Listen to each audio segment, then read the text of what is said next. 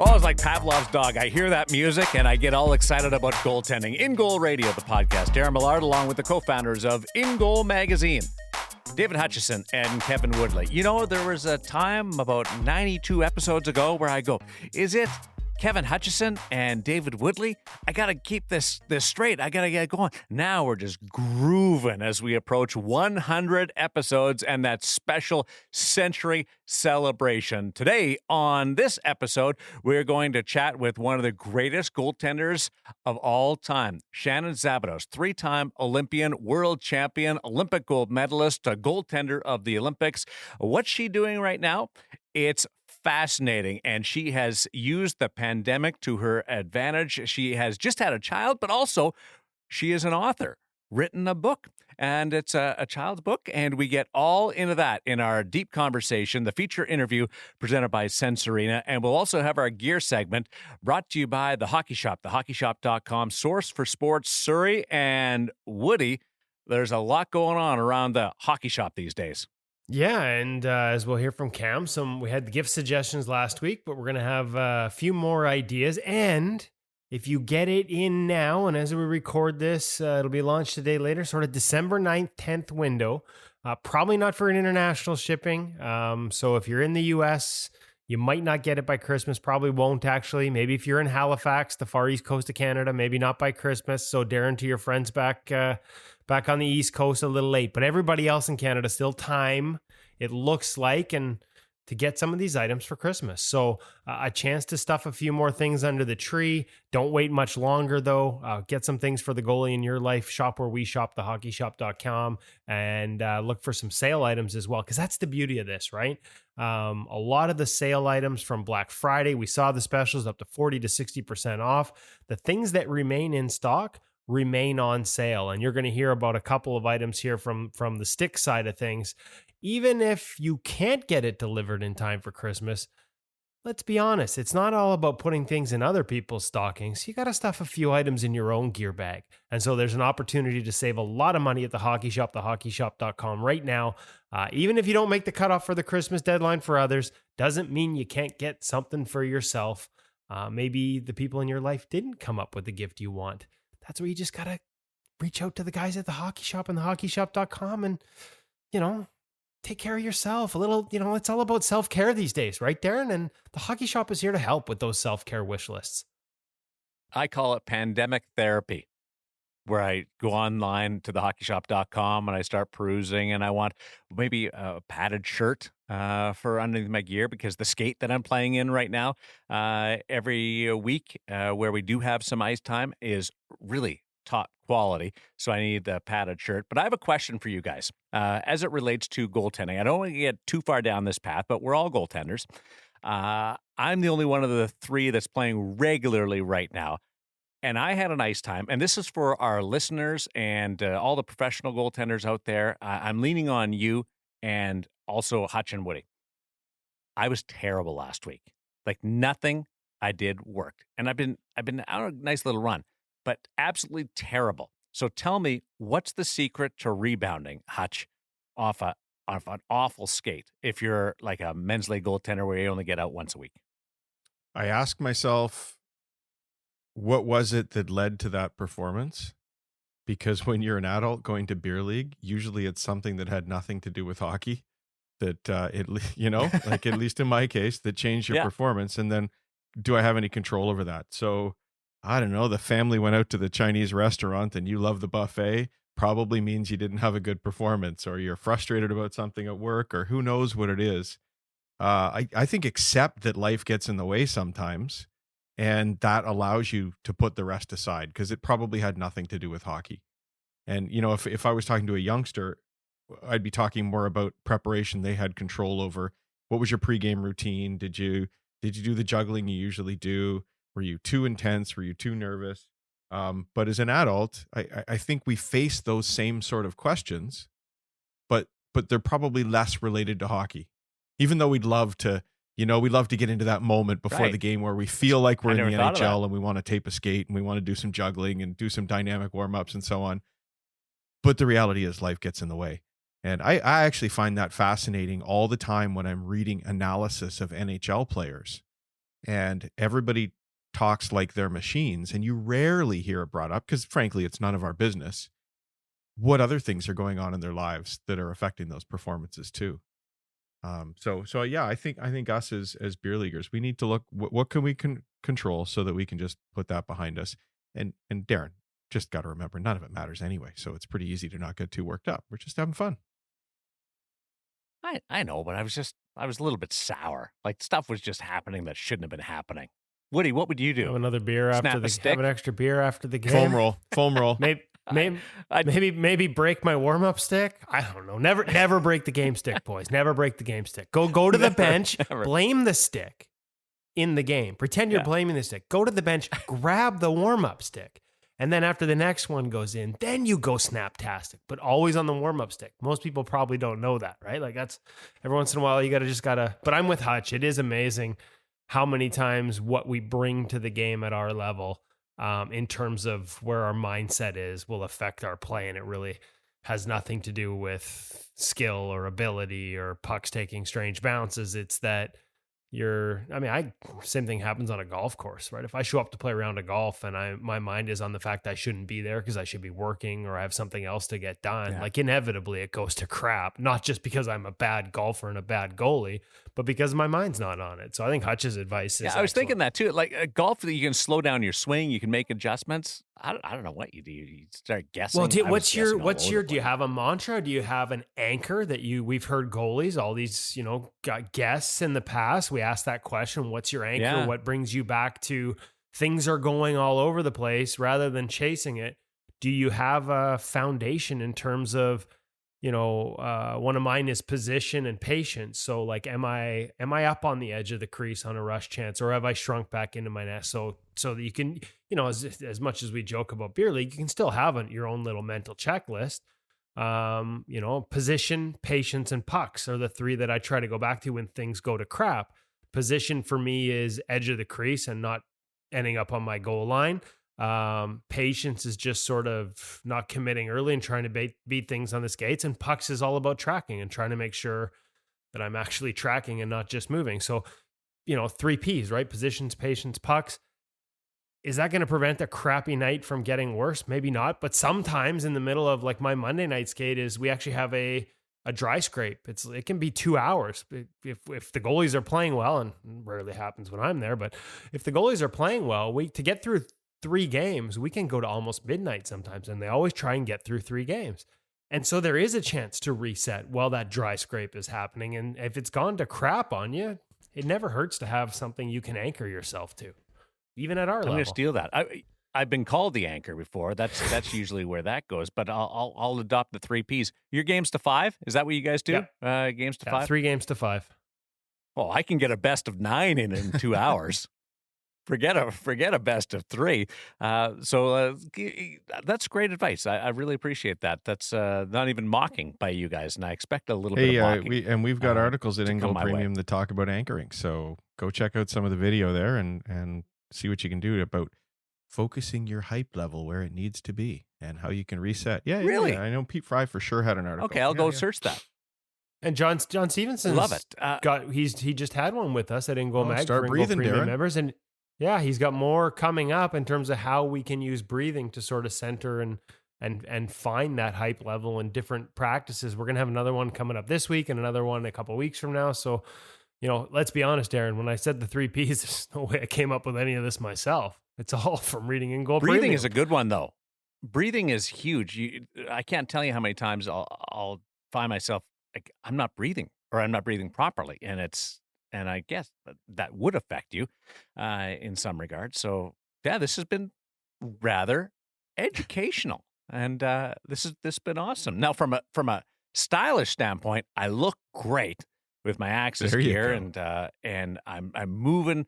I feel like I'm moving well, and I feel confident on that part of it. And then I look up and see what InGoal has published on Instagram and these World Junior sets.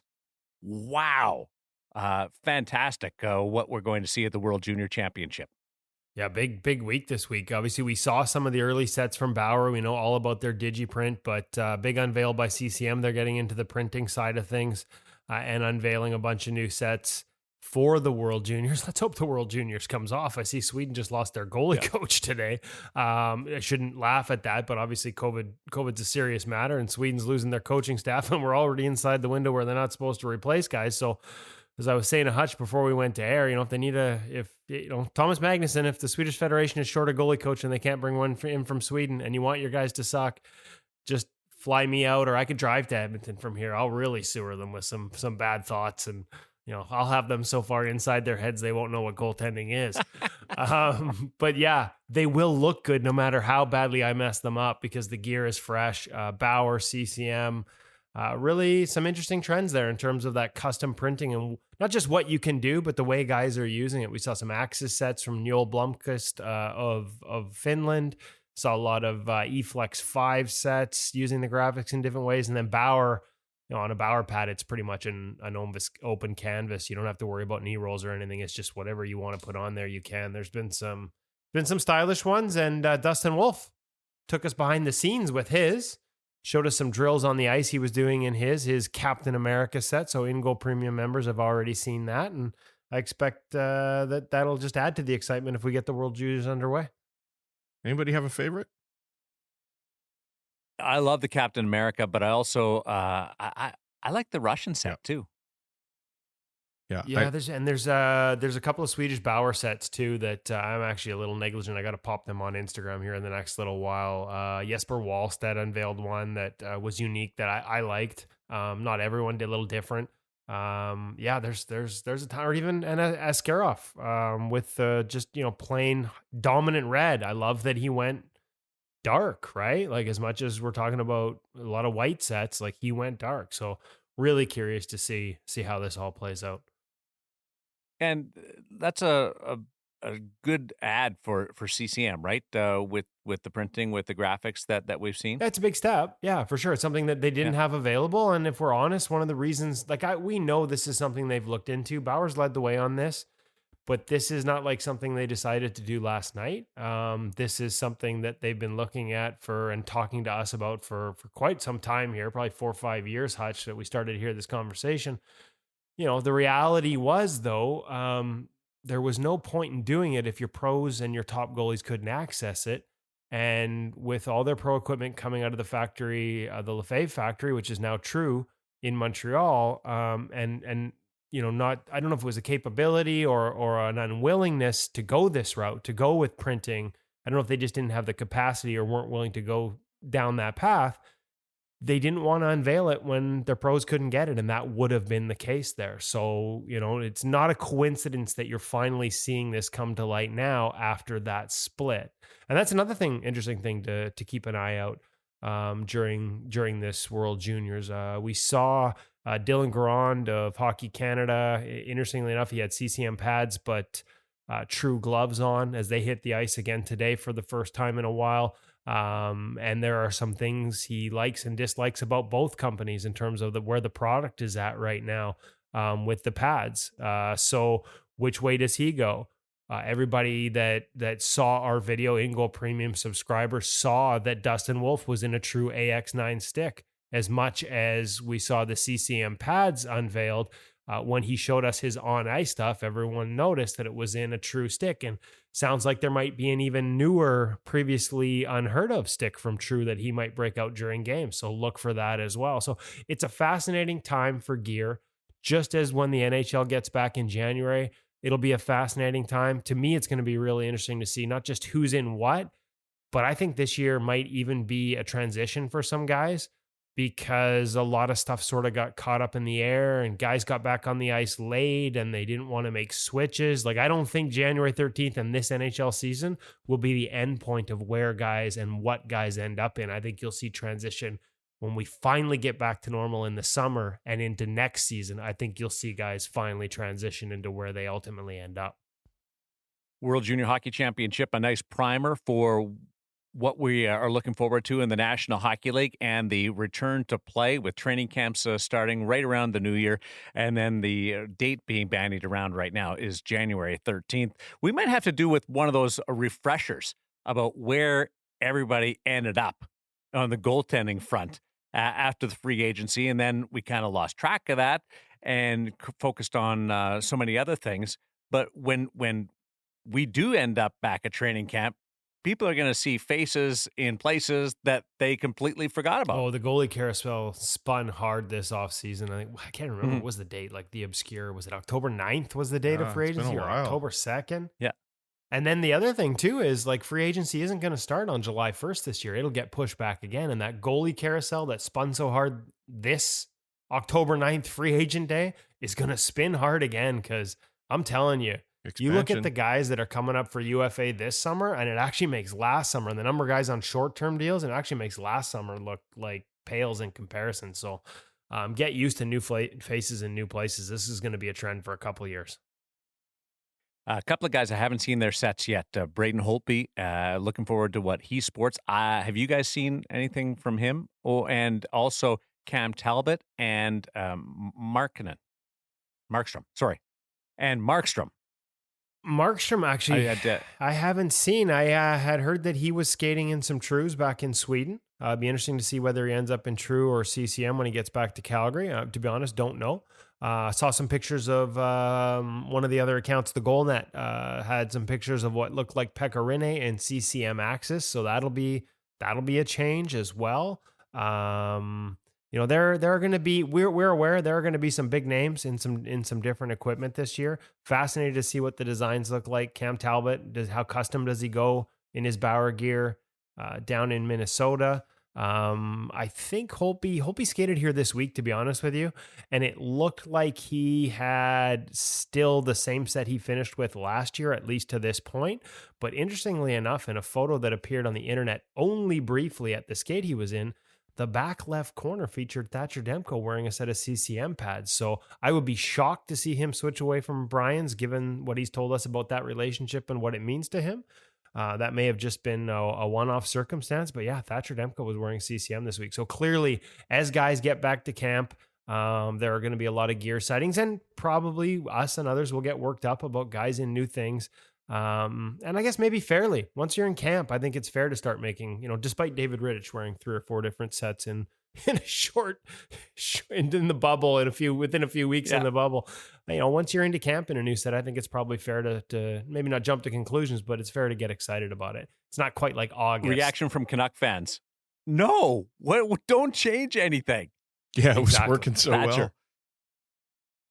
Well. And I get in my own way, but UC Markkinen is a name that I always have jump into my head from the Oilers days and that marvelous run to the 2006 Stanley Cup final. I covered that Cup final for USA Today, so very familiar with UC Markkinen. Yeah, I was there when Rolison got hurt, and then Ty Conklin came in. And here's one little one for the gear geeks of the world. Did you know that when Ty Conklin came in, he actually came in wearing Dwayne Rolison's pads? Because during the playoffs, during that, all the back and forth in the playoffs and their little 3-goalie carousel, Conks had tried Dwayne's gear out and really liked the pads. So when he got thrown in, he was actually on the bench still wearing the pads that he had tried from Rolison earlier in the playoff run. Now, it's one of those things that back then nobody really noticed either, but happening to be covering the series and be in that locker room, be able to ask it. Yeah, he was actually he had switched at some point during the playoffs to a set of Dwayne Rolison's old pads because he liked them so much. I had no idea. I'm going to go back and look at the video now and watch that. That's fascinating. It's a beer league story. I borrowed my buddy's gear to see what it looked like. I'm like, I borrowed my buddy's gear. Now I'm hoping, it's 14 years ago. I hope I'm remembering the story. He definitely had them on. And now it'll be interesting to see whether he had them on when he came in relief and still had them on the next day or not. But I know he had them on during the playoff run because I distinctly remember the conversation. I love that story.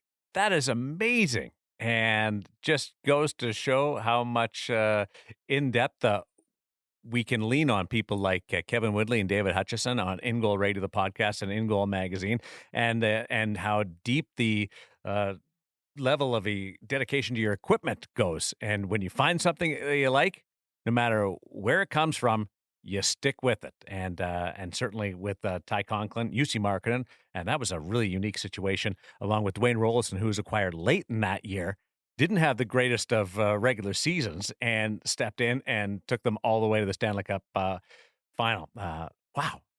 That's impressive. That's really, really well done, Kevin Woodley. So January 13th is the date. We want to make sure that everybody's ready to go. National Hockey Leaguers, World Juniors, getting ready for their tune-up, and hopefully right around the corner is your opportunity to get back on the ice. And when you do, the first thing you're going to do is step on the ice and you're going to handle a puck. And that is part of our gear segment this week with the Hockey Shop, thehockeyshop.com, and Source for Sports Surrey. Getting a twig in your hand that you like, that you feel good about, that you can handle the puck with and make saves with. Here is Woody at the, what do you call it? The shooting zone? Shooting room. We tolerate players in the Shooting basement in Goalie Utopia every once in a while, but only if they go straight to the shooting room. Cam hanging out, working the twigs with both his game stick and might he have a backup stick or a warm-up stick? Let's find out. The gear segment brought to you by The Hockey Shop, thehockeyshop.com, and Source for Sports Surrey.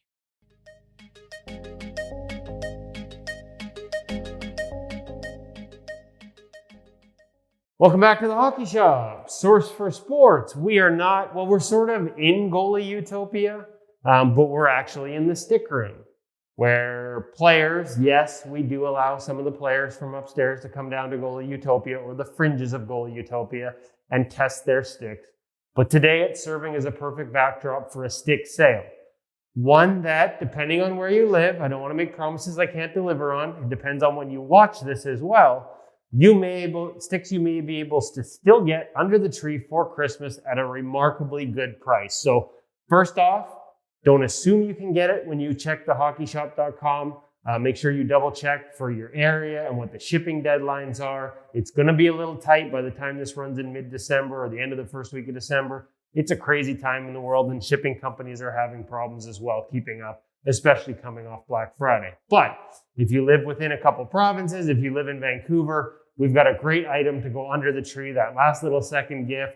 A little tough to disguise it when you wrap it under the tree. I remember talking to a couple of goalies. I think it was Anders Nilsson telling me about one of the sticks he got for Christmas that was like his most memorable Christmas gift, but little tough for mom and dad to keep that one a secret. We're back here with Cam Matwood in the stick room, Goalie Utopia with all the great gears just right around the corner. We're going to talk today about the Premier P2.5, which is a sort of a base model stick, a lower level stick from the eFlex 4 at the higher end. We've also got some of the Bauer Supreme S27. So again, these are sticks that they're going to be a little heavier, Cam. They're going to have a little bit of a different composition to them, but they're still going to have some of the properties you would expect in a composite stick. Maybe even a little more durable because of being heavier, and the price point is hard to beat. Yeah, let's highlight the price point in particular as probably being the best feature right now. Big sale, that's correct. In terms of for overall feel and like what you're going to get out of the stick, yes, you are correct. It is like the base model in the line of composite sticks, with the CCM being the Premier line, and then obviously the Supreme line with the Bauer stick you have. Nice feature of the CCM, it does have stick grip to it as well, so a little bit of a grip in terms of its feel wise. Solid composite stick, nothing too exciting to really call out in terms of overall other features with it. But that said, if you are looking for that extra practice stick or even a game stick, again, you can look no further than this CCM P2.5. On sale right now for $65.95. So I mean, cheaper than we used to be able to get, base model foam cores in, which is kind of where we're at with the composite models. And also, you've still got, at least right now, we'll see how long they last. But in this Premier P2.5, you got some custom colors. Like I'm holding right now a 25-inch paddle Carey Price in the solid blue. You've got a black there. Over our shoulder here, we've got a red. I'm just going to hit Cam as I grab it. This is a Crawford curved 25-inch paddle with the red colors. So some really nice options there. And then the Bauer S27, Bauer Supreme S27. It's got the ergo handle.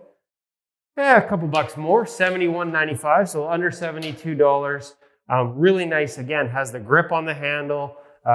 Really, again, just a solid base model stick and a really reasonably priced stick, whether you're playing youth hockey or, let's be perfectly honest, beer league hockey.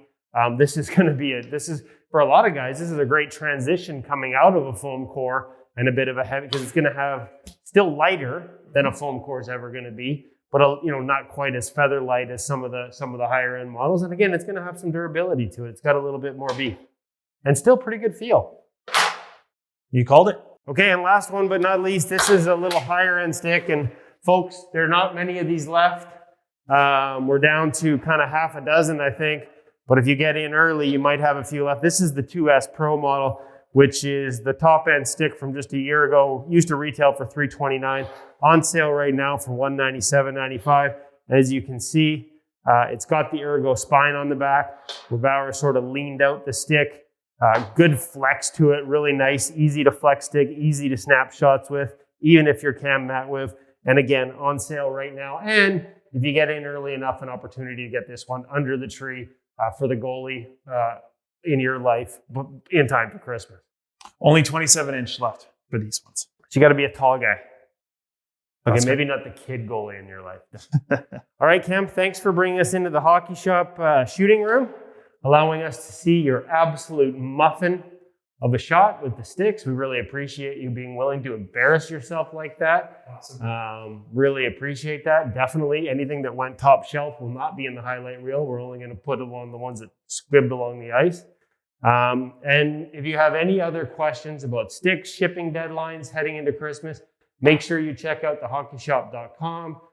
Or Cam, where can they get you in person if they have any of those types of questions? Well, they can get me in person here at the hockey shop, or they can give me a call at 604-589-8299. The Hockey Shop, source for sports here in Surrey, British Columbia, the outskirts of Vancouver, or online at thehockeyshop.com. Cam, thanks for having us. Thanks, Cam.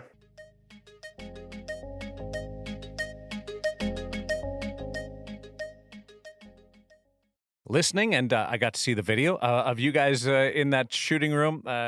Kind of got me thinking about goaltenders and handling the puck, and a nice little piece on InGoal Magazine with Marty Brodeur right now. Hutch. Yeah, well, I mean, really, Woody's the guy in this one. It was the anniversary of Ron Hextall being the first goaltender to score by shooting the puck into the net.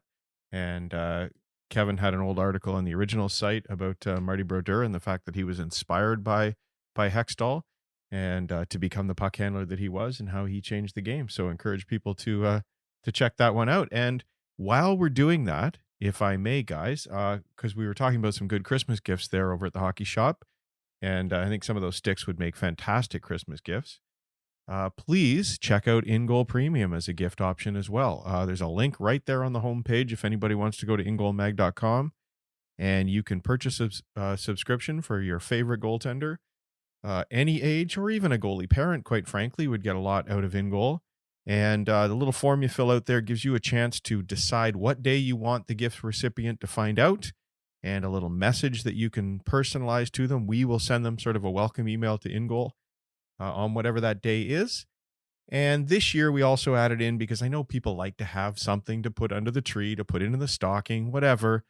After you get your subscription, you can download a printable gift certificate too, with one of your favorite goaltenders on it, that you could sort of put into that stocking as a welcome to InGoal. And if you don't see the goaltender that your son or daughter or husband or wife really loves, then you can send me a little note as well, and might even be able to find a photo and personalize one for you.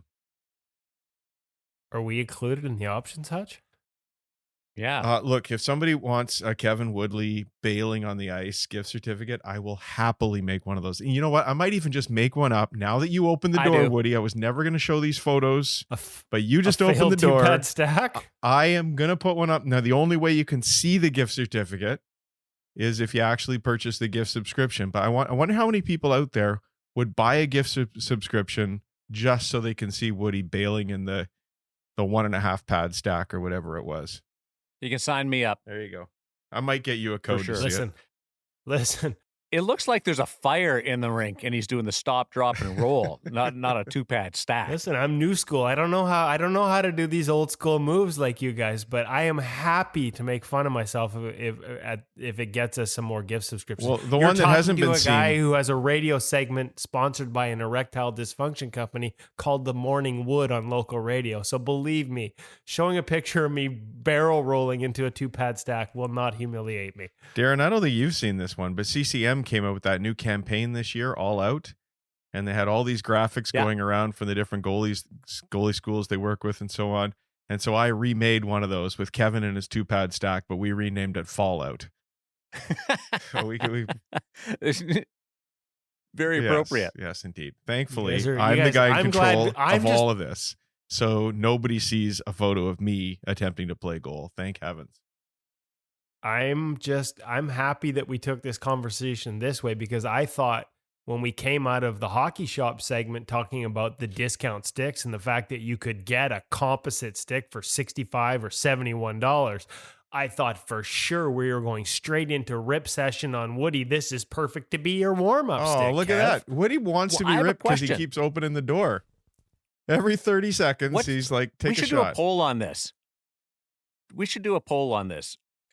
Do you, all goaltenders out there that are listening, do you have 2 game sticks that you take to the rink for practices and games?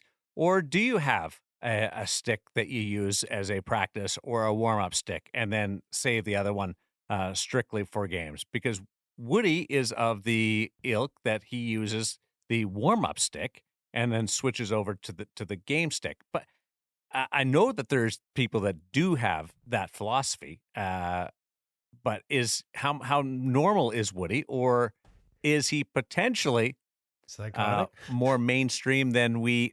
No, is he more mainstream than we give him credit? He's mainstream and he's weird all at the same time. I think most beer league goalies probably have 2 sticks of very different vintages, because not many of us are going out there to spend $250 on a twig or $300 or whatever it is. So probably you've got the older one and probably you've got the fresher one, but nobody's weird enough to be like Woody and use one in the warm-up and a different one in the game.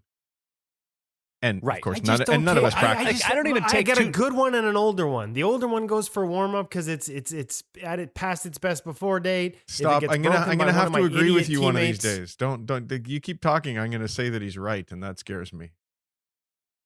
I find it weird enough that a men's league goaltender takes both their sticks out to the bench because the shots are never hard enough to actually break one. Never mind switching a stick after warm up and going. But you know what? I should probably coach this too. I hadn't broken a stick in years, and I went to a game without a backup stick, and it actually had nothing to do with a shot. I got caught up with a player behind the net, snapped my twig in half.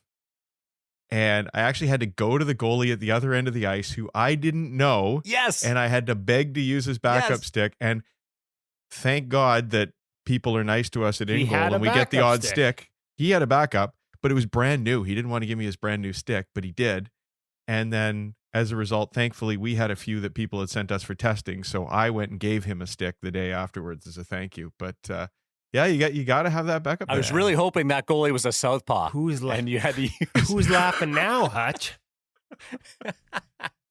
Oh, the stories that we can tell, and we're just muckers. Nothing compared to Shannon Szabados, one of the best goaltenders of all time, and dare I say, a candidate for the Hall of Fame when in due time she does retire from the game. She is our feature interview presented by Sense Arena this week. Yeah, and speaking of Sense Arena, Hutch has a great review up at ingoalmag.com. You've heard us talk about it. You've heard some of our guests talk about it. It is virtual reality training for goaltenders. We've seen investment by professional goaltenders around the NHL and NHL contracted goalies trying it. We've heard from Fucali. We've heard from Antoine Bibeau. We've heard from a bunch of different guys that have used it. Elvis Merzlikins, when we had him on, talked about using it. Billy Ranford and the Kings have invested in multiple sets. Like, this is a legitimate tool, and Hutch took the time and his son Matthew to really dig down through it and provide not just an overview and a review of how it works, but almost a how-to manual of how to get set and what to expect. So I'd really encourage our audience to check that out if you're considering Sense Arena as a training option. We've talked before about the price points involved. A lot of people look at the subscription and be like, it's a lot for a year. But think about it. You can basically go and play goal in your living room, provided you make enough space not to bang your hand on a blocker save into the wall, as we saw Ben Bounds of the English Elite League over there demonstrate on Instagram this week with a couple of bleeped out words after he did it. Like, you can basically play goal wherever and whenever and really get some training that pays dividends once you get back on the ice. So think about what the value of that would be to you, what you would pay for ice time, what you would pay for coaching, and what it would mean to you to be able to access that at any point. That's what you get with Sense Arena. And so for anybody who's interested, who wants to check it out, I'd really encourage you, go over to ingoalmag.com and read the overview that Hutch has done on Sense Arena. And like all our equipment reviews and overviews, it's unlocked. You don't have to be a premium member. That's the one thing we share with the public at large, is all our reviews. So we'd love you to subscribe to InGoal Premium. We'd love you to buy a gift subscription to InGoal Premium, but you don't have to read this one and really get a breakdown of all the things that Sense Arena can do for you as a training tool for goaltenders. It's a pretty neat time to be a goalie. Hutch, you couldn't have said that any better had you written it and you wrote the review. Well, and how do you follow up on a Woody chat about something? I think my review was sort of Woody-esque, though, because Woody writes most of the reviews over at InGoal, and he goes so deep into a pad that has, let's face it, limited changes. There's going to be a few features that change generation to generation, but Woody still turns it into the most impressive deep dive of a review by going feature by feature through a pad. So I thought, well, I'm going to take the Woody formula and build it out for Sense Arena. But of course, nobody's ever seen anything like this before. So you've got a lot to talk about. And so it became a very Woody-esque conversation of over 7,000 words trying to describe what Sense Arena is, what it does. And then we had some suggestions for them, and really pleased to get a note back from Bob, the founder of Sense Arena, just thanking us for being as open and honest as we were in the review, and for all the different suggestions, which I have since added a few more as we keep diving in on. And he said they've taken a number of those and put them into the plan for the next evolution. And I would add that to what Woody said in terms of the subscription. This is subscription-based software, as so much software is these days. And one of the things that you get from that is that as they update the software, you're going to get the newest version. It's just sort of part of the process. And so Bob has taken a number of our suggestions of things that we think they can do to enhance the product, and they'll be enhancing the next generation. And, great as it is today, but it's an absolute blank slate in terms of the things that you could do. You can do some things with this going forward that you would never imagine doing on the ice. So it's really exciting. Where it is now and where it's going. Yeah, and then we heard that exact same thing from Bill Ranford too, right? Like, as impressed as he is with where it is now, he can't believe how far it's come. And that was in the review from when he first got involved earlier in the summer, in terms of, at that point, your block and your glove behaved the same way in terms of pucks bouncing off it. Now, you can't, not only do you catch that puck in your glove, but you can flip it onto your blocker, balance it on your blocker, and then toss it aside, or to the imaginary referee. And now you can do it with a stick too. That would be an interesting question, guys. Maybe you think about this, or maybe some of the listeners think about it and give it back to us. But if you could do something that would be enhanced by technology in a practice, how would you change things? And the sky's the limit. So one of the things I said to Bob was, I would love it if we could just hit a button and see that identical play again. Because, if you make a mistake in practice, the coach can say, well, you should have done this, and the player can try the same thing. Right. But you never see the same puck again. You never see the same read again. Imagine if you could do it again and again and again until you try and figure it out. So that was one of the things for me. But I'd love to know what other people think they might enhance with technology if they could. Goaltending, whenever and wherever you are. Well, that kind of describes Shannon Szabados. She has played with men and women. She has traveled the world. She has enjoyed success at every single level. Yet, in our feature interview with Shannon, three-time Olympian, Olympic and world champion, we discovered that there's an unknown stage that she has skated on, and you won't believe what it is. Here is author, athlete, and mother, Shannon Szabados, the feature interview on InGoal Radio, the podcast. Brought to you by Sense Arena.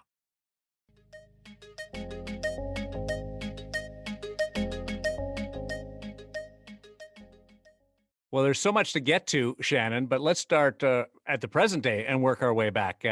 How's the baby? She's awesome. She's just over 3 months, and I'm sure, as any parent can attest to, it's been incredible just to, even in those short 3 months, just to see how much she's grown and learning every day, and it's pretty awesome. Did you ever think you could love something that much?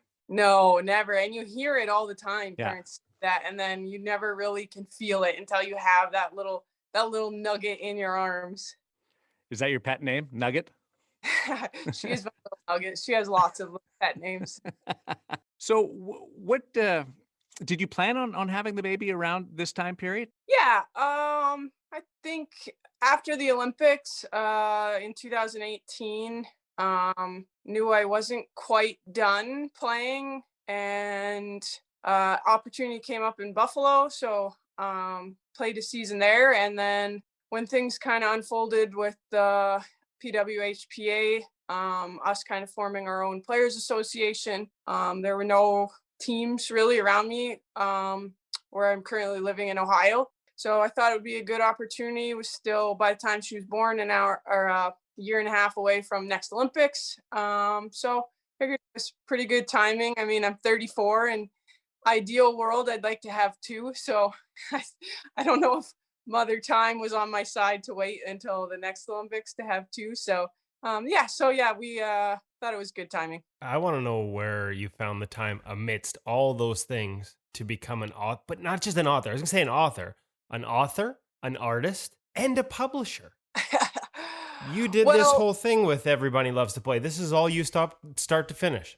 Yeah, start to finish, I did the whole thing myself. But surprisingly, I had a lot of time, as a lot of people did, because everything was shut down, and I was, I don't know what I would have been at the time, like 6 months pregnant at least. And so I had time on my hands, and I'm like, well, instead of just sitting around doing nothing, I might as well put it to good use, and kind of just started as a little pet project, and had no idea where it was going to go, but it turned out much better than I thought it would. So I got really into it. But yeah, like I said, what else was I going to do? I couldn't go skating. It's not like you could even go to the mall or anything. So I had to do something to kind of, as an athlete, you're just itching to do something. So that was kind of my outlet. Couple of questions about the book. How did you decide on the bunny? There's a couple things.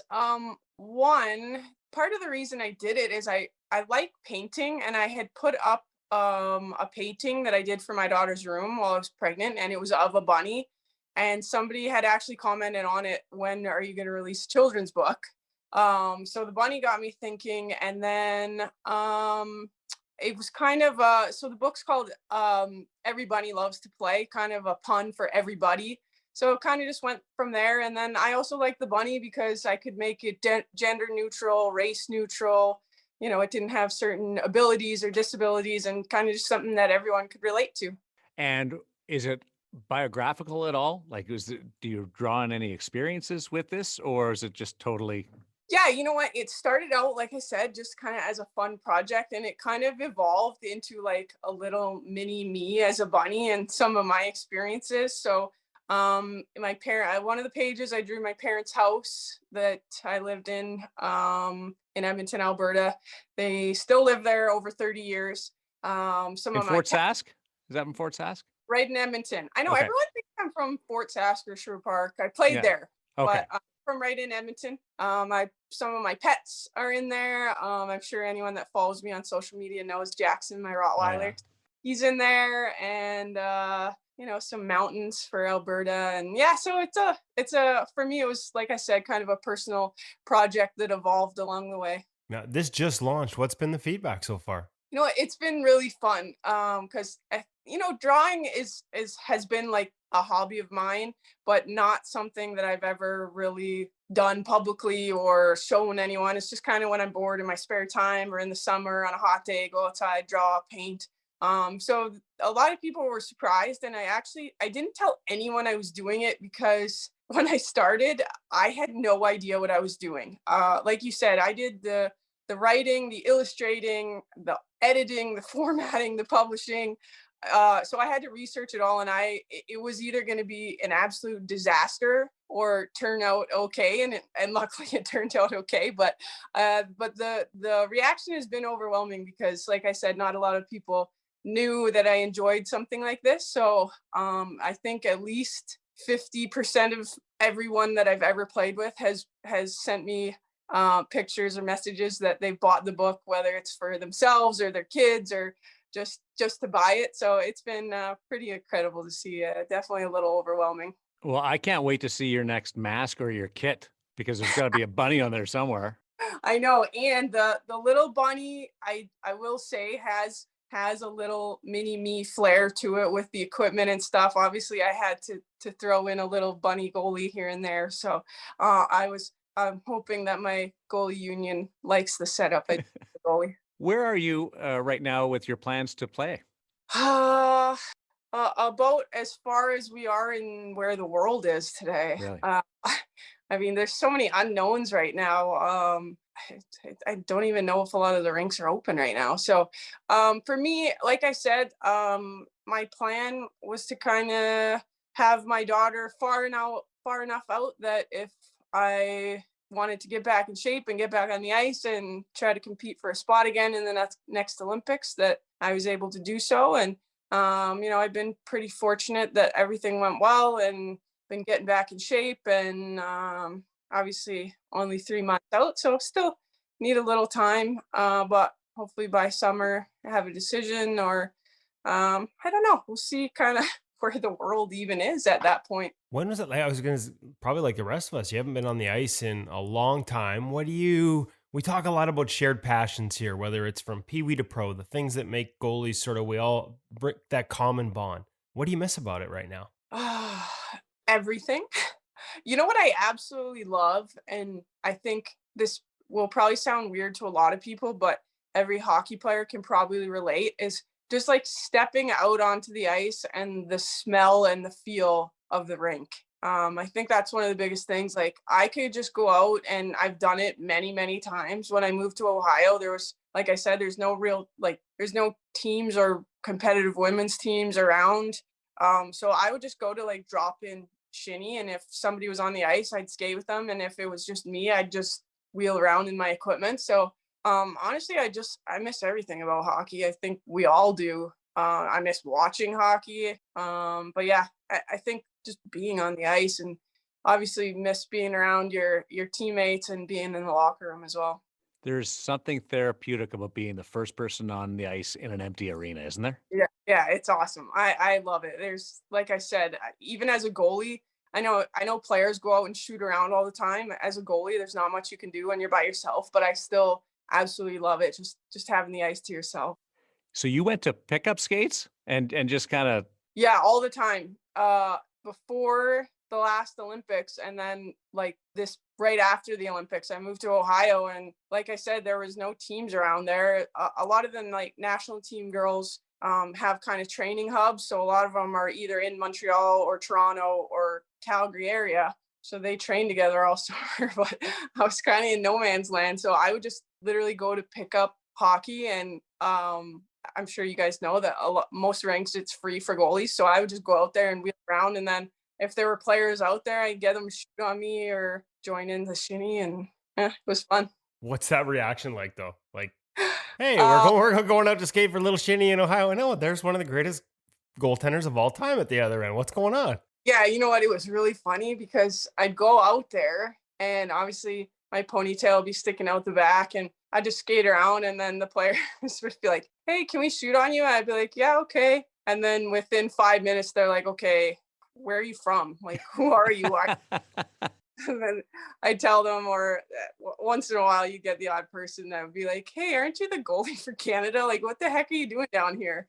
So yeah, the reaction part was almost just as fun to get out there. How would you train in the sense of making sure that your game was where you wanted it to be? Well, I'm also fortunate. My husband is a former professional player. So, he played in the American League for Syracuse for a while and played in the East Coast for a while. So I had a personal, shooter with me. So anytime that I really needed to sharpen up, I'd make him lace up with me and do some goalie sessions. Okay, so not to make this too much instructional, Shannon, but there's probably a whole bunch of parents and kids, especially right now when ice time is hard to come by in a lot of places, or you're not able to do, there's not a lot of games. It's all just sort of, like you said, training sessions, sometimes in smaller groups. In that spot to get ready with just a shooter, what are you working on? What's your focus, especially after a long time off? There's probably some advice there that a lot of kids could hear right now that's going to help them a month from now. Yeah. Well, I think as I kind of grew in my career, I realized how important practices were. And I know, when I was a kid, and it's still the case, like you should go out there and have fun. That should be the number one thing. But as I got older, I kind of realized the importance of how serious training should be in practice, and how that's where you're going to get better. You're not all of a sudden going to step into a game and pick up skills that you never worked on before. So I think I quite honestly would way rather, no offense to the coaches out there, but practices are not goalie friendly. Even at high levels, there's not a lot of goalie friendly. I mean, you'll get it here or there, but I would way rather do a small group session, or like I said, when I just have my husband shooting on me, because then I could work on what I needed to work on. And I think that's the biggest thing for kids too, is to not work on what you're good at, but work on what you're not good at. And I know we all like to feel good and, make the big glove save and work on whatever we're good at. But I think for me, as I got older, I wanted to work on things that I wasn't good at or that needed work. And then the biggest thing for me was tracking the puck. As long as I was tracking the puck well, and a lot of that comes from the shooters and making sure the shooters are, they're not out there just for a joyscape, but they're actually getting something out of it as well. And I think that's a big thing too. I know when we're in Ohio, I run a lot of goalie sessions for kids, and we get players to come out because it's a good opportunity for them as well. So just making sure that everyone's having a good time and working hard and making the most out of every ice session. I think like pretty much every goaltender at every level, when you said that, was like, preach, because we know the practice is bad a lot of the times. Yeah, the goalie, I don't think the goalies are at the forefront of coaches' minds when they drop a practice plan sometimes. Hey, on tracking the puck, can you tell when you get on the ice, pregame warm up or a game, that you are tracking it, or you're having trouble? And how do you get your mind or your body or your focus into that? Yeah, 100%. And one of the biggest things that I've seen over time, and I like to kind of correlate it to, because again, not a lot of people that are outside the goaltending world kind of realize how important tracking the puck is. And for me, it's warm up. So I kind of use the metaphor, like if you were playing ping pong and you haven't done any warming up, you just hop in there and you're about to play somebody that's already played 5 games and they're warmed up, and all of a sudden they're smashing balls at you. Like, how good are you going to be at returning them? I don't play a ton of ping pong, but I've been there, and it's like you're overwhelmed. Like you can't get your paddle on anything. So yeah, I can tell right away. And I think a lot of that you can do and start off the ice, whether it's using tennis balls or any sort of tracking devices. Visualization is a big one for me, just so that when I do get on the ice, I'm ready to go. What do you visualize? I'm curious what you're seeing. A lot of it I pull from past experiences, whether it's games or practices, things that went well, like save executions, keeping things simple, visualizing plays in my head. So like a rush coming in, a 2-on-1, how I would play it, a penalty kill, kind of things like that, just making sure that it's all positive, 100% of it is perfectly played out. So whether that's, again, kind of envisioning a situation or kind of reliving one. We hear that a lot, visualization. That's interesting because I do think a lot of kids hear it too, a mental rehearsal, visualization, but they're not sure how to do it. So you like, just give us a picture. Like you're in the locker room, eyes closed. Are you like, for example, if you're envisioning a play on a 2-on-1, are you like eyes closed and your body sort of following that tracking, or is it just all in your head? I think it depends. I've seen a lot of both. Like my goalie partner, Genevieve Lacasse, is the kind where she'll be tracking it like with her body movements. I'm more of like just the chill, calm. I like to think I'm a normal goalie. Not not that Lacasse isn't, but she isn't. But yeah, so for me, it's kind of eyes closed, sometimes head down, or 99% of the time my visualization is out in the hallway. There's a lot going on in the dressing room. You know, there's music, people talking, goofing around, throwing things, which can be distracting. So for me, I'm always dressed a little bit early and out in the hallway. Which teammate is most likely to interrupt your visualization? Just walk in on you. Probably Lacasse. Or I don't know. They're off the top of my head. There's too many of them because, like I said, I don't think players fully understand or appreciate the goalie warm up. And I say that, but I think it's gotten better over the years where players are like, okay, let's just like the goalie's doing their thing. Let's leave them be. I'm not going to say they're the most important player on the team, but I think everyone just is like, okay, let our goalies do their thing. So usually they're pretty good about it. We can say it. We'll say it. It's okay. It's all right. Most important player, hands down. So I got to ask, like, not to jump all over the timeline here, but what made you fall in love with the position in the first place? How'd you get started as a goalie? I started playing hockey when I was 5, around there. Grew up in Edmonton. So obviously huge Oilers fans in our household, and I think the entire city is, and just grew up watching it with my parents. And so one day I asked them if I could play, and I just played on like our local community team. And at that age, I don't know if they still do this. I would assume they do, and I would hope they do. Just kind of rotate goalies each game. I think at that time, like you basically just like give the kid a goalie stick and they're in their player equipment. Yeah. But as I got a little bit older, same thing, we'd rotate. And my dad was actually coached a lot, was involved a lot, and no one ever wanted to go in net. So he'd be like, hey, do you want to go in net again? And I, for whatever reason, I absolutely loved it. So I loved when people would give up their turn and I'd get to go in. And then I think by the time I was 7 or 8, I was full time in there. So who is the goalie of your childhood that you looked up to that kind of got you stoked? Oh, easy. Because he's the reason from the first, I think the first year that I was first time or full-time goalie, I went to his goalie school every year for years and years and years until I ended up teaching there, and that's Bill Ranford. So obviously huge Oilers fans back in the day, and him and his dad, and they would run a goalie school out in Sylvan Lake, just a couple hours down the road. So my parents would take me every summer. That was the only goalie camp I ever went to, and obviously he was a huge inspiration to me and still is. I don't know if you guys have ever met him, but anyone that ever has, I'm sure has the same words to say, just class act. Yeah, he's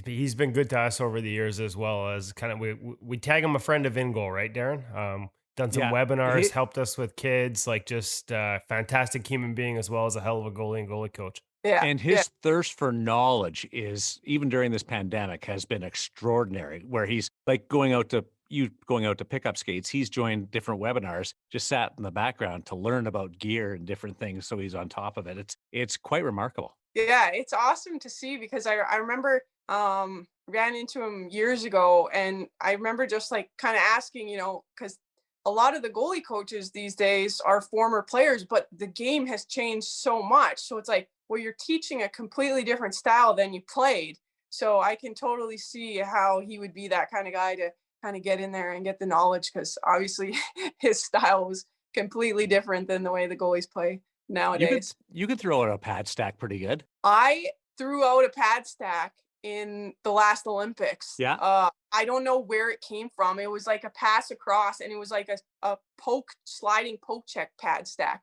And I learned those skate saves we learned at Ranford's goalie school, all the good ones. So I have them in the repertoire. They're pull them out if need be, but Yeah, every once in a while you got to go old school. And actually, speaking of being like, as you when you transition or when you make the decision to play again, you're gonna have to hit Bill up again, because if you don't have shooters, once again he's on the forefront of the next big thing, which is he's been a big part of this Sense Arena virtual reality company. So now we don't even need ice to learn how to play goal or to practice playing goal, and not a surprise that Bill's at the forefront of it. yeah, it's crazy the tools that they're developing these days. It's really cool to see. So Shannon, when did you realize that you were kind of good at this thing?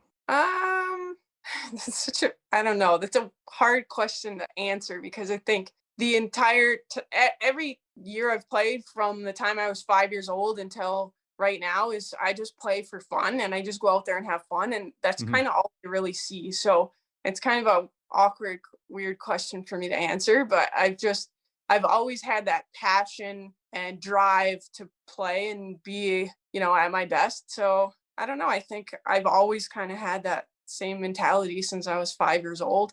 And I've always, my parents would laugh and they'd say, other kids would be on the ice waving at their parents or doing snow angels, and I'd be like laser focused on the puck. So I don't know. I think just from day one, I've always kind of had that drive. Is that like, looking back at it, we've had this conversation even with Marc-Andre Fleury about the fun being important to success, like being able to maintain that mindset, whether it's, through all the opportunities in the different places you played growing up or on an Olympic stage with the whole world watching. Like, does that fuel into your ability to perform in the toughest moments, that mindset? Yeah, absolutely. I think so. I think you have to really love the game to excel at it, because otherwise I don't think you have the drive to get better, to work hard, to go through the ups and downs. And so I definitely think that plays into it. And I mean, what more fun would there be than playing in an Olympic gold medal game or in a Stanley Cup game, or I think those are the players that excel in those situations are the ones that are out there having fun. What is your favorite part about the modern game?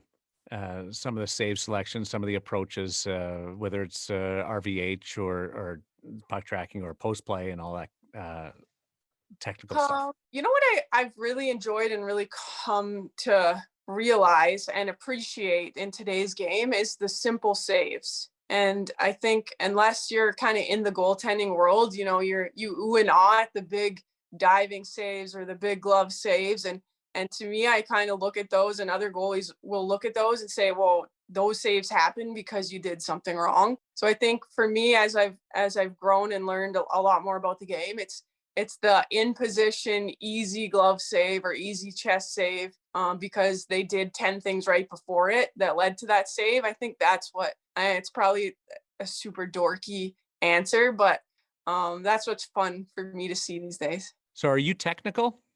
Am I technical? Yeah.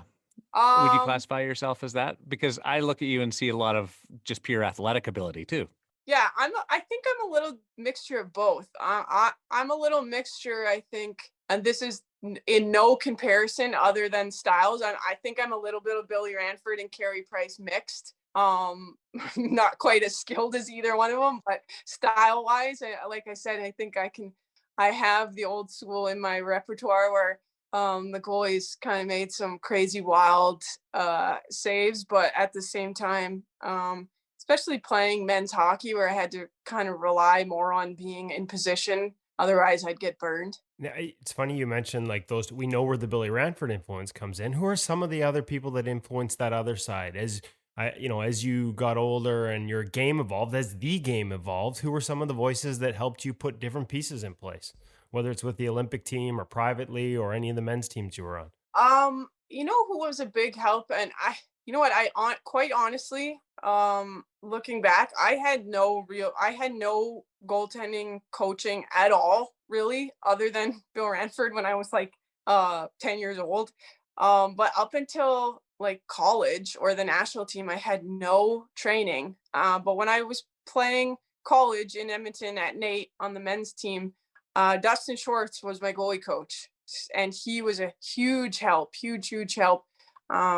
Goalie coach for the Edmonton Oilers now, and he kind of brought that new school game into my game and taught me a lot of things. And I don't know if you guys have had a chance to sit down with him at all, but he's super fun too. He was a I think teacher by nature, and so the science behind everything and all that, he's into all that. So he's, I guess, in new school era, was a huge help to my game. Do you remember anything that he brought to your game, like initially where you started working with him, that you guys really had to hone in? Yeah, so this was years ago, and it's kind of common practice now, but I think the head trajectory, and tracking, like the tracking and head trajectory that he helped me with was huge, because at the time and it's sad to say, in college, but I was still kind of raw talent and not real refined. Don't think I ever will be, but he definitely helped with that, and kind of just zoning in on the puck, and where my head should be and eyes should be, and things like that. Yeah, he was a huge help. It is interesting to me, as you get that voice later on, you relied on instinct for so long, and you probably had to learn how to read the game and make your own. Like, where do you wish you had coaching earlier? Because we're always looking for that balance, right? Like, now kids have goalie coaches at 8 and 9, and there's probably some benefit to having had to figure this out on your own for so long. Yeah, 100%. I think you're right. There's a fine line and a good balance between it. I think had I had some coaching earlier, it probably would have helped develop me a little faster. But at the same time, I keep coming back to it. But for me, it was just about going out and having fun and competing at my hardest. And then obviously I would go back and watch whatever video I could get my hands on, or, kind of replay things in my head by myself. But yeah, I think the balance, you're right. I think today there's a little bit of overkill on, especially when kids are, like you said, 9-10 years old. Like, they don't need somebody in their ear all the time, because I think that kind of gets in their head as well. So there's definitely needs to be a little bit of balance there. If you get the ice for 15 minutes alone, what do you do with that 15 minutes? Ooh, skate around, stretch, do some movement, shoot some pucks, bar down. Yeah. Just mess around and have fun. I love that. I love it. I love the shooting, that you had to include the shooting there too. We can't just like, crease movement's big. You can't just stay in the crease all the time. You got to be able to go bar down. That's part of the fun. I think this is like common between goalies, but like, when I retire, I'm going to be a forward. Like, they get all the glory. It's so much fun. And I always in warm up and stuff, I'll have my players feed me one-timers so I can take slap shots. Like, it's just like, you need to like get out of your own little bubble and just like be involved in everything. And I think that's what's missing from goaltending a little bit these days, especially in kids when they're younger, is like, it's just goaltending. And it's like, I think that what helped me along the way is playing baseball, playing volleyball, basketball, like developing all these different skill sets that helped me be a better goalie. Well, Cooge is a great defenseman, and Eddie Belfour refuses to play goal, even in those Hall of Fame games that they go out for. He's like, I'm not playing goal anymore. I'm done with that. I'm a forward. I don't doubt it. It's fun. It's a different part of the game. It's actually a pretty short list of guys that retire, or people that retire, goalies that retire and still want to play the position. Like, really short list. So there's definitely something there. And Schwartzy, as you mentioned, he likes to go bar down all the time. Tells us he's got the best shot of any NHL goalie coach. He missed his calling. I don't know if you watched him in practices. Okay, not the world's best skater, but he's got a pair of mitts on him. Yeah, we've had the pleasure of being on the ice and watch him tickle the twine behind goaltenders trying out for like national teams, and he's just going bar down right over the shoulder on him. And he'll let you know too. That's part of the fun. So we do have an unknown, but we do have an Olympics coming up. Uh, when do you make that decision, and where are you? Is it 70-30? Is it 50-50? And how do you get back to training? Those are all great questions. I don't know if I could put a number on it. Obviously Team Canada's been very patient and been in communication, and yeah, I don't know. As far as training, I don't know. Like, things need to open up here, but obviously, pretty fortunate. Like I said, my husband's a shooter, so whenever we find some ice and can get on the ice, things aren't completely closed up in Ohio, so we could do some one-on-one sessions, and we're pretty fortunate. We have a nice little setup in our basement, as far as a gym. So I mean, I've been kind of on track. And I wanted to, regardless, get back in shape to play, just to get in the shape after, having a child. It's hard on the body. And so that was kind of my goal, whether I was going to play or not, was to get back into my playing shape. So we'll kind of see when the time comes. I'm assuming by spring or summer, there'll have to be some hard decisions, but yeah, we'll see. I mean, I'm getting up there in age, but yeah, I don't know. We'll see. When were you most nervous? Oh, that's easy question. Definitely the most nervous I have ever been in my entire life was the Vancouver 2010 gold medal game. My first Olympics, and my goalie partners were Kim St. Pierre, recently inducted into the Hockey Hall, and Charlene Labonte. And I was the young kid on the team. Started out obviously as our third string goalie because I was, the new kid, and coming in behind those two was pretty intimidating, and then ended up earning the number one job. So I think that alone was a lot of pressure, and then playing on home ice in an Olympic gold medal game was pretty wild. So I don't think anything will ever top that. How did they help you? Sorry, yeah. Darren. I was gonna say, what role did they, how was there, did they help you through that process? Could they tell you were nervous? Because as somebody who covered those games, I can tell you we couldn't tell there were any nerves there watching you play, but did they know? Did they help you through that in any way? I mean, I'm sure they knew, but they were great all year. Just being able to play behind players like that, the professionalism that they carried, obviously, watching Kim St. Pierre in Salt Lake, and every time she stepped on the ice was pretty incredible. So I think just being able to watch and learn from them, and like I said, their professionalism both on and off the ice. Obviously when the time came, they kind of gave me my space and were super supportive, which is all I think I really needed at that time. So compare the nerves in 2010 to the other Olympics that you've played in, and like not even close. And was that just going through it, or did you learn how to just better prepare yourself for that? I think it was a lot of both. I think the Vancouver was a lot of things piled into one. One, being so young. Two, it being my first Olympics, being so young, and having it in Canada with all our friends and family, with I think there was like 18,000 full to the brim in the arena, and I can't even remember how many millions that watched at home. And I remember just like literally feeling the weight of the country on me and being like, you cannot mess this up. Like, this is your one shot. Like, it's one game. Do not mess this up. And I think as a goalie, obviously the best goalies play better under pressure. And I think the more nervous I am, the better I play. So it luckily turned out well, but I think I learned a lot from it. I was also painfully shy before that, until that Olympics. And then kind of after that, I was kind of like forced into, whether it was doing interviews or going to schools and doing a lot more in the community and just more interacting. So I think I learned how to handle things better, moving forward and into the next couple Olympics, and I knew what to expect. So it wasn't, obviously I was nervous, and it's an Olympic gold medal game, but nothing will ever come close to that.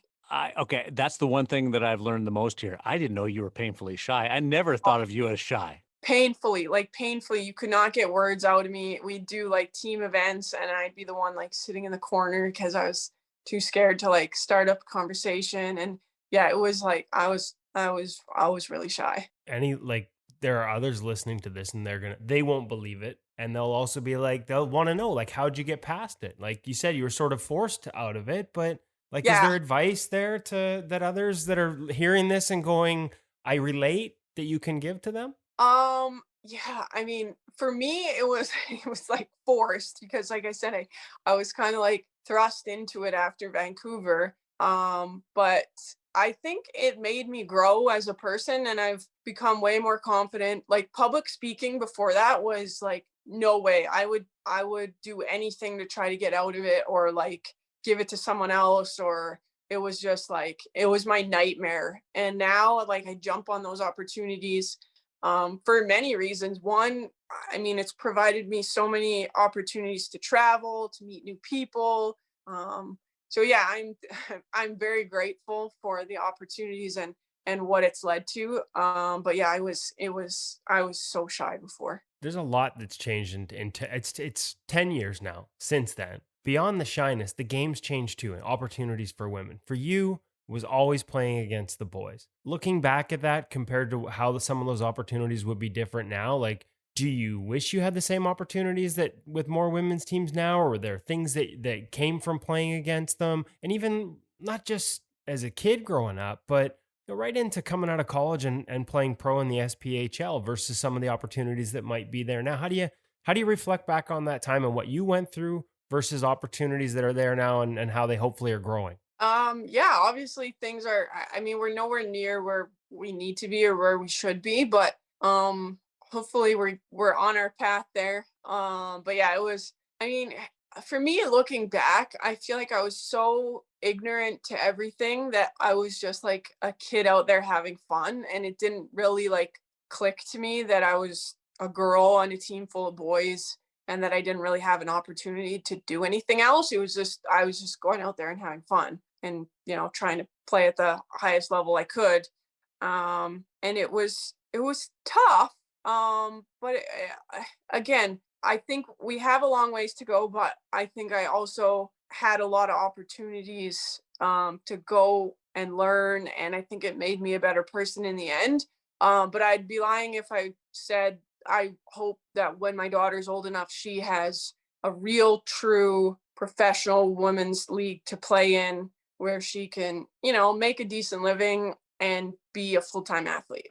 So you're seeing some of the sets roll out these days. Does it get you kind of itching to do your own thing? Because we can do so much with the equipment now, with the designs and printing and different presentations. It's wild. Yeah, I saw the World Junior stuff just the other day and it's crazy what they can do. That I think the old school in me still like wants like a little bit of balance. Like some of them are so wild that it just looks like somebody threw up on pads. So there's definitely a balance, but it's pretty cool. The technology has come so far. Okay, hold on.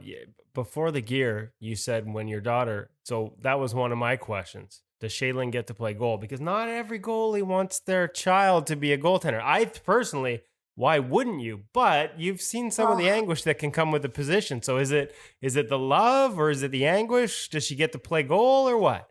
So I always joke that I hope she never plays goal, and not for her, but for me. Yes. Obviously, she can do whatever she wants. If she wants to be a goalie, I will be all in helping her and will be there every step of the way. Her dad was a stay-at-home defenseman, so I think on my heart and my sanity, that would be a better choice. I saw what my parents went through, and my parents, no joke, were way more nervous than I was for any game. Like both of them said they almost threw up before the game in Vancouver because they were so nervous. And I've seen like video of them during games, and it's like they're pale. Like it's not. I don't want to go through that. I think I would be a ball of nerves. So I would be okay if she chose a different position, or, maybe she chooses a different sport. Whatever she wants to do, I will back it, but I would not be mad if she was not a goalie. Did you get it when when you saw your parents nervous, or is it one of the things that came from being a mom? No, I got it as I got older, and I saw video of it, and I saw they would tell me afterwards. But I also remember them, like, well, this is years later, they would tell me, even when I was younger, like, the goalie parents, either the rest of the parents, they love you or they hate you, depending on how your kid played. Yeah. So I don't really want to go through that either. So, well, we'll see how it goes. Warrior sent her a cute little pair of pink player gloves. So hopefully that's a sign of things to come. But no, we'll see. I'll if she's a goalie, I would be so happy that she followed in her mom's footsteps. But like I said, for my health, maybe it would be better defenseman like her dad, but we'll see. Well, I was going to say, at least the options, I mean, if it's, stay-at-home defenseman is pretty much a goaltender's best friend anyways, right? Yeah, we pretty much got everything covered if whatever she chooses. So, yeah, with our luck, she'll be a centerman or something. This has been spectacular. Really appreciate you joining us for this on InGoal Radio, the podcast, and we wish you nothing but the greatest of success. And the two things that I want people to know is the big ponytail is still there. That will never leave, right? No, this will never. No, I think everyone that I know would kill me if I cut any of it. So it'll never leave. And you've got a toque on for the interview. Yeah, this is my mom hair with still have the flow. Is it more hectic than you thought it was going to be, being a mom? Yes and no.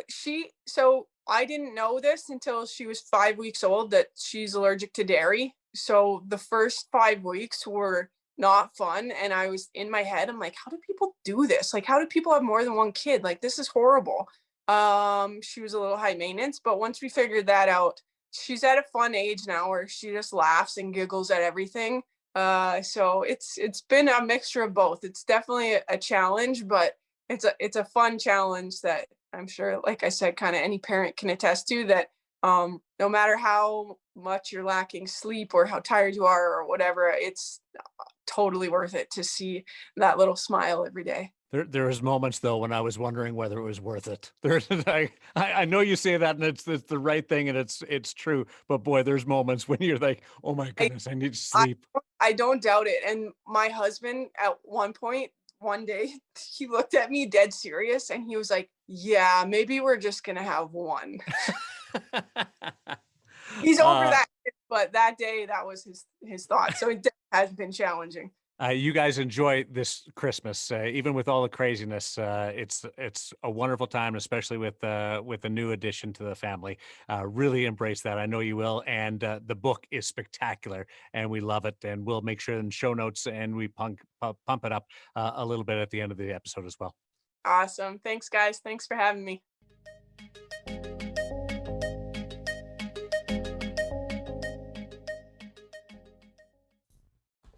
Go out there for a twirl, step on the ice, lonely end of the rink, throw a couple off, bar down, get into the crease, scrape it, and play. That's Shannon Szabados. And boy, what a year for her.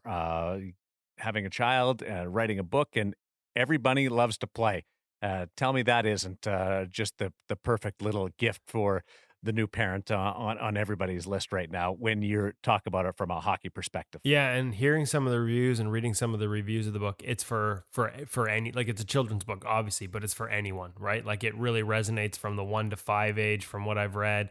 As she talked about, you heard her talk about it, like it's gender neutral, it's race neutral. Like, this isn't just her experience as a female goaltender. This speaks to everyone. It sort of transcends sport as well. And I've read a lot of positive reviews. Our books that I ordered are in transit.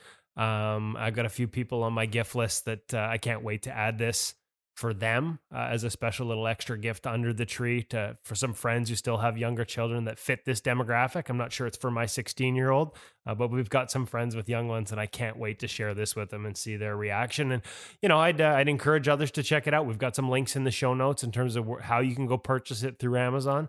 Based on some of the shipping times that I saw, it looked like you can still get this for Christmas, and you will be able to for another, probably another 4 or 5 days after this podcast release. So if you're looking for that extra little something for the little miniature up and coming athlete, or just anyone in your life that wants a positive sort of influence from somebody who's been such a positive influence for so many in the hockey world, I definitely recommend checking out Every Bunny Loves to Play.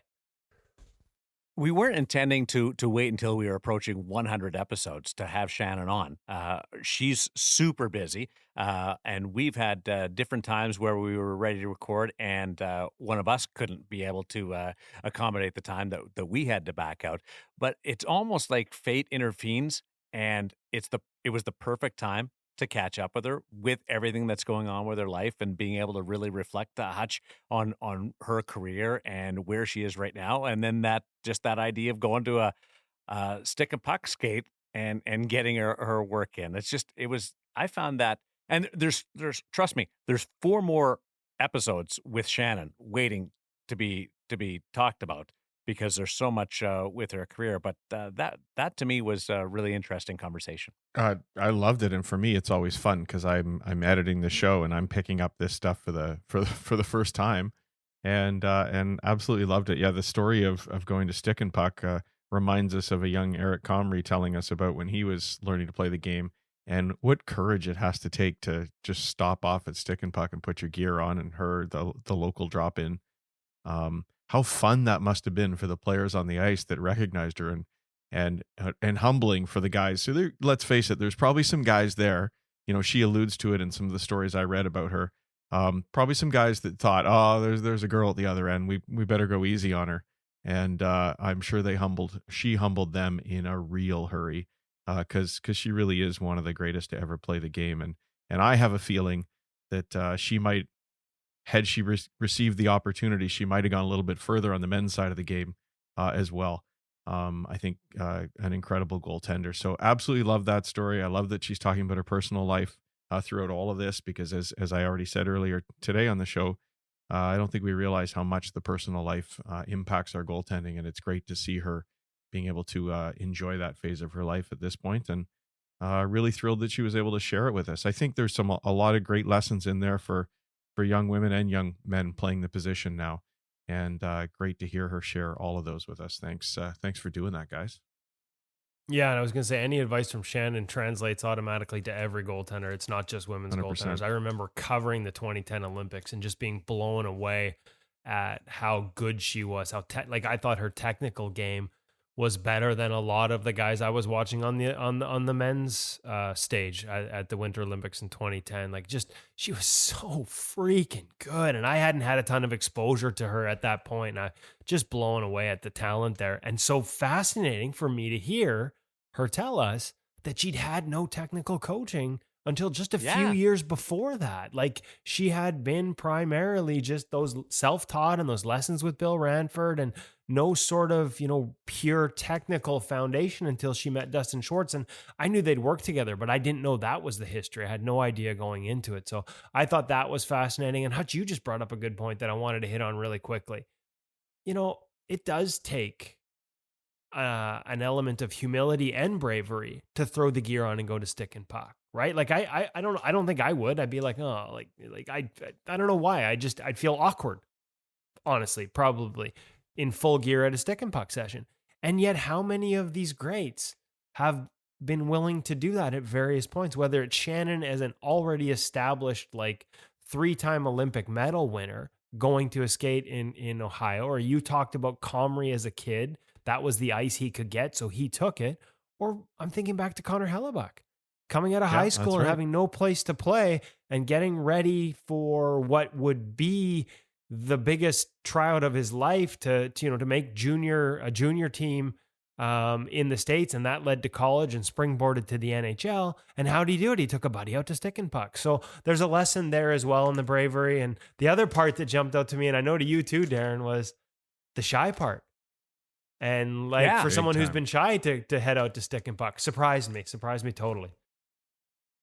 I'm going to get my name on the list over at City National Arena for stick and puck that happens every day during the lunch hour. Usually I'm just watching it, but now after hearing Shannon and reflecting on those conversations with Comrie and Connor, ice time where you can get it. It's so valuable these days, and we wish Shannon the best of luck. You could put on a VR headset and you wouldn't even need people to shoot on you on stick and puck. You could actually go out there with a VR headset in your gear and play the game. Can you imagine that? That would take really courage. It might be a little bit dangerous too, because I'd probably run into somebody along the way. the public skating. I'd have the person, the skating guard. You need a spotter coming over to me and saying, "Sir, you're going the wrong way. Please." Well, they wouldn't be telling me to slow down. That's for sure. Fascinating conversation. Look forward to catching up with Shannon again. And every bunny loves to play, and after everything that she's done in the game, that might be one of the coolest things that is part of her legacy, is the children's book and becoming a parent. And nothing gold medals and world championships, and then you've got that little nugget in your arms, and it all becomes really, really straightforward and clear to us. Thanks to Hutch, thanks to Woody, thanks to you for listening, and thanks to our Olympic and world champion for joining us, Shannon Szabados, in our feature interview brought to you by Sense Arena. This is InGoal Radio, the podcast, brought to you by The Hockey Shop, thehockeyshop.com, source for sports Surrey. Stay safe, everyone.